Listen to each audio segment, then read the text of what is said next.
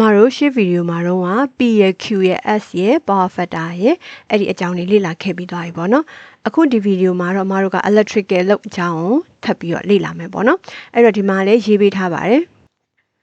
electrical load ဆိုတာတဲ့ an electrical load is a device that absorb electrical energy and convert it into another kind of energy ပေါ့နော်အဲ့တော့တို့ဒီ electrical load မှာဆိုရင်၃မျိုးရှိရပေါ့နော်အဲ့တော့ resistive load ရယ် inductive load ရယ် capacitive load ရယ်ပေါ့နော်၃မျိုးရှိရ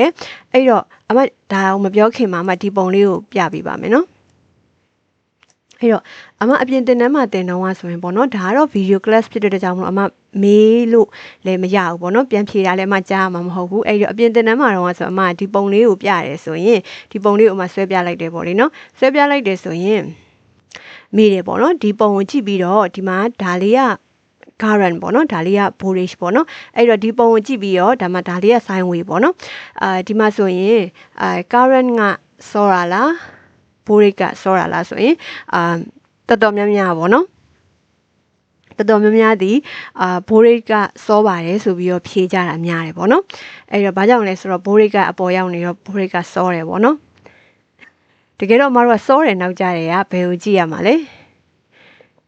ဒီ time လေးကိုကြည့်ရမှာပေါ့နော်အဲ့တော့စောတယ်နောက်ကြရတာဒီမှာဆိုရင်တို့စကြည့်မယ်နော်ဒီနေရာလေးက0ပေါ့နော်အဲ့တော့0ဟုတ်ပြီ0ဒါကိုတော့တို့ဒီ electrical ဓမ္မတွေကတော့သိမှာပေါ့လေနော်ဒါကိုတို့ကအမြင့်ဆုံးကိုတို့က maximum လို့မသုံးဘဲနဲ့ဘာလို့သုံးလဲ peak value လို့သုံးတယ်ပေါ့နော်အဲ့တော့voltage 0မှာလဲ current က0ပဲ voltage က peak ရောက်နေတဲ့အခြေအနေမှာလဲ current က peak ပဲပေါ့နော်အဲ့လိုကနေပြန်ကြသွားတယ်ဒီမှာ0ဒီမှာ minus peak ပေါ့နော်ပြကြရင်တို့ဒီမှာ0ပြန်ဖြစ်သွားတယ်ပေါ့နော်အဲ့တော့သူတို့နှစ်ခုဒီဘာဖြစ်နေရလဲဆိုတော့ voltage ကော current ကောကဒီပုံလေးဒီဘာဖြစ်နေရလဲထပ်တူကြနေတာပေါ့နော်ဒါဒီ infinite ဖြစ်နေတာပေါ့နော် infinite အခြေအနေပါဒါဒီ voltage နဲ့ current နဲ့ဒီထပ်တူကြနေတာနော်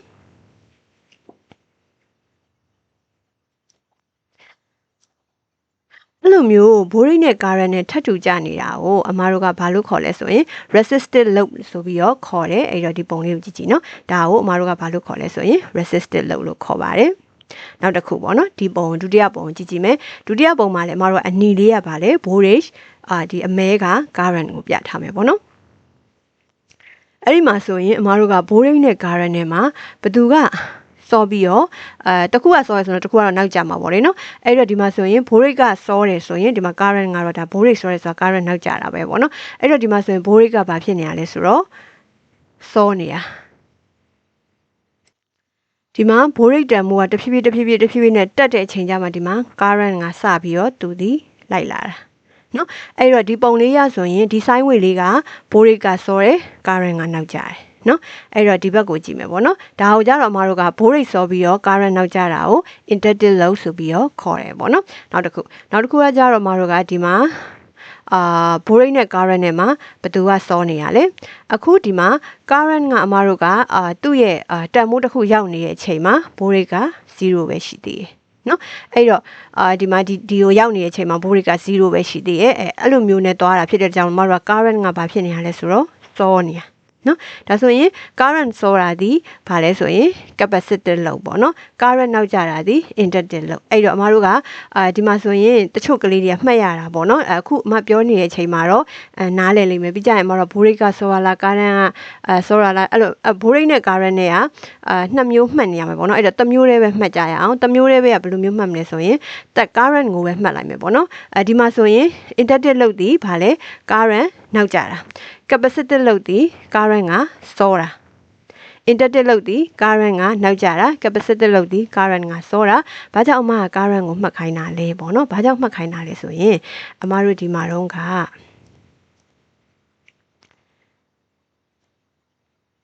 lagging ဆိုတာပါခဲ့တယ်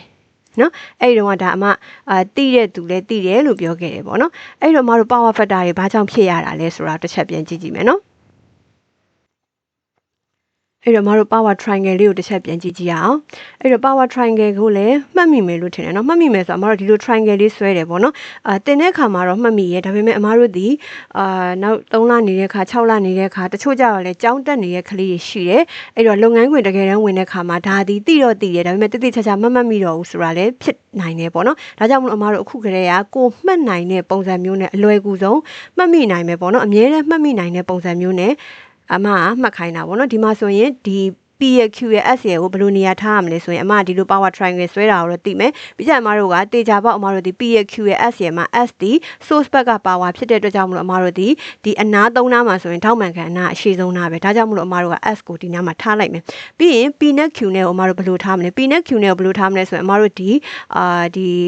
horizontal line ပေါ့နော် horizontal line base line ပေါ့နော်အဲ့ဒီဟာကိုအမတို့ကP ကိုထားမယ်ပေါ့နော် P ကိုထားမယ်ဒါမှအမတို့ကဒီ P နဲ့ဒီ S နဲ့ကဘာဖြစ်သွားမလဲဒီအဝါလေးနဲ့ဒီအပြာလေးနဲ့တစ်ထပ်တည်းကျသွားမယ်ထပ်တူကျသွားမယ်ဆိုရင်ဒီနေရာမှာဘာမရှိဘူးလဲဆိုတော့ Q မရှိဘူး down နေလည်းဘာလဲမရှိတော့ဘူး down သူကထပ်တူကျသွားကြောင်းလို့မတို့ကဘာဖြစ်လဲဆိုတော့ down လည်းမရှိတော့ဘူးနော်ထပ်တူမကြသေးရင်ဒါအမတို့က down ရှိနေမှာလေဒါလေးကထားပါတော့ S ပဲထားပါတော့ဒါ S ပေါ့နောက်တစ်ခါပြာလေးနော်ဒါက P ပေါ့နော်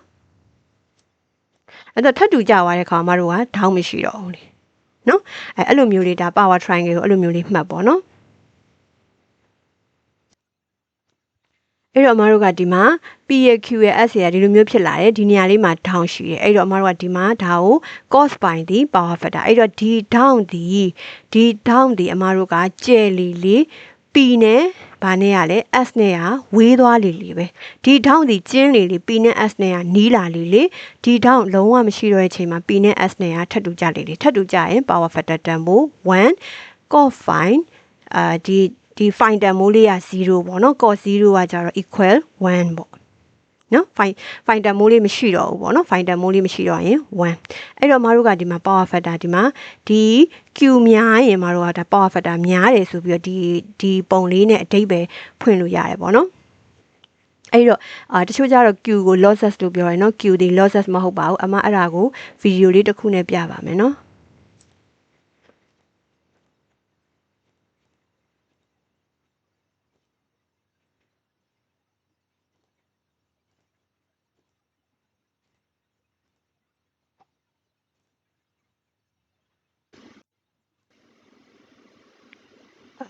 ဒီညာလေးကိုအမပြီးကြမှာပဲထပ်ရှင်းပြရမယ်နော်အဲ့လောလောဆယ်အမဒါကိုအရင်ပြောလိုက်မယ်ဗီဒီယိုကပြီးကြမှာဒီမှာလဲဗီဒီယိုတွေရှိတောက်လျှောက်ရှိနေတာဆိုတော့အဲ့တော့မှပဲအမပေါင်းပြောလိုက်တော့မယ်နော်